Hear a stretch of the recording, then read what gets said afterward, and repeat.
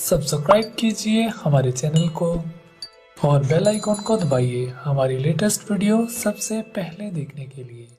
Hello friends, welcome to entgurgaon.com. I am Dr. Manish Prakash, Senior ENT Consultant at Mayom Hospital, Gurgaon.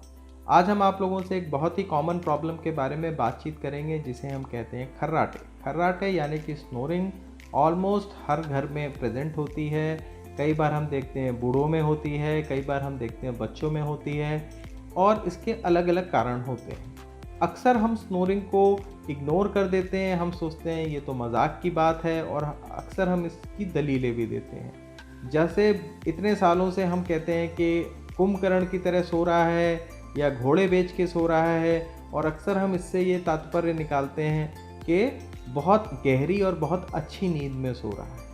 पर क्या खर्राटों में आने वाली नींद बहुत अच्छी होती है या बहुत गहरी होती है?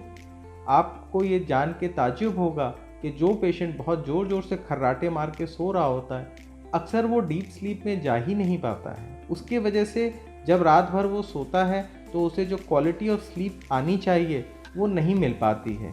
इसके वजह से जब वो सुबह उठता है अक्सर वो थका हुआ फील करता है, हाथ पैरों में दर्द का उसे एहसास हो सकता है और उसे दिन में भी बार बार नींद जैसा एहसास होता रहता है। तो आइए जानते हैं ऐसा क्यों होता है।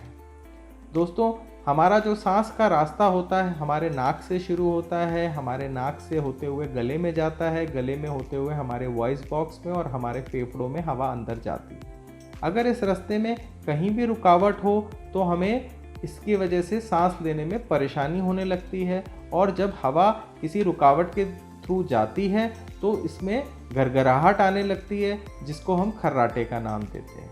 कभी कभी ये घरघराहट इतनी होने लगती है जिसे हम लाउड स्नोरिंग कहते हैं और कभी कभी ये घरघराहट बीच बीच में कंप्लीट ब्लॉकेज होने की वजह से रुक जाती है जिसको हम लोग ऑब्स्ट्रक्टिव स्लीप एपनिया कहते हैं।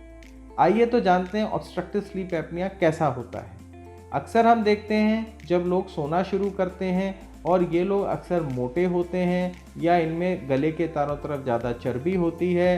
कई बार इनमें थायराइड की परेशानी या डायबिटीज़ की परेशानी हो सकती है और ये अक्सर इस तरह के लोग अल्कोहल का सेवन करते हैं और जब अल्कोहल पीने की वजह से हमारे गले की आपस की जो नसें होती हैं, मांसपेशियां होती हैं, वो ढीली पड़ जाती हैं और उसकी वजह से जब हम सोते हैं तो हमारा जो सांस का रास्ता होता है जो कि एक मांसपेशियों की ट्यूब के ज़रिए बना हुआ होता है वो कोलैप्स करने लगता है, जिसकी वजह से जब पेशेंट सोता है तो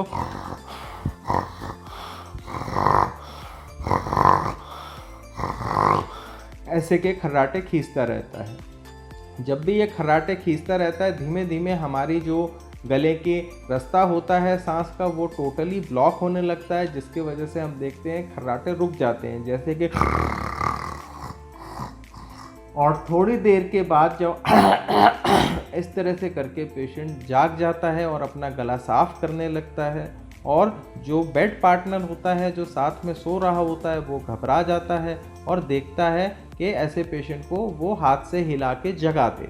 ये साइकिल रात में कई बार हो सकती है और जब भी ये साइकिल होती है इसका मतलब मरीज का सांस रुक रहा है। मरीज़ के सांस के रुकने की वजह से उसमें जो खून का बहाव होता है, जो हमारे ब्रेन में जा रहा होता है, जो हमारे हार्ट में जा रहा होता है, उस पर कमी आ जाती है और कमी आने की वजह से कई बार हमारे रातों रात सोते सोते हमें हार्ट का अटैक या फिर ब्रेन का अटैक जिसे स्ट्रोक कहते हैं ये भी हो सकता है।